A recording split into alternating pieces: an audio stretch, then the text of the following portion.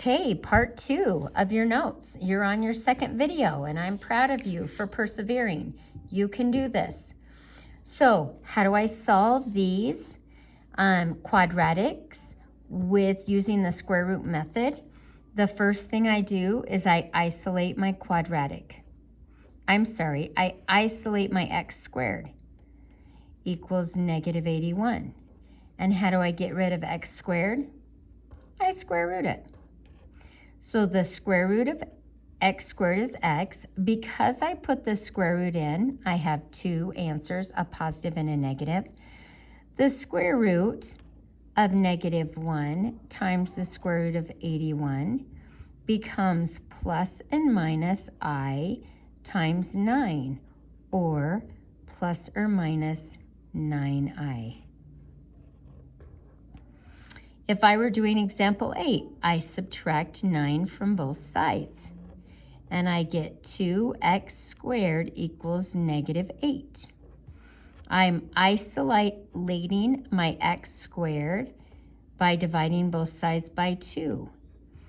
Once I get x squared equals negative 4, I square root both sides, and I have x equals plus or minus the square root of negative 4 is 2i.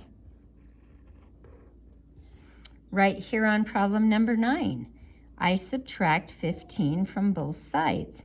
And as I do that, I have 4x squared equals negative 24. I divide by 4, and I have x squared equals negative 6. So I take the square root of both sides, and x equals plus or minus.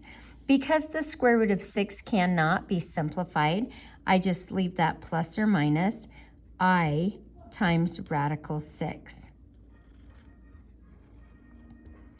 Finally, on problem number 10, I subtract 13 from both sides.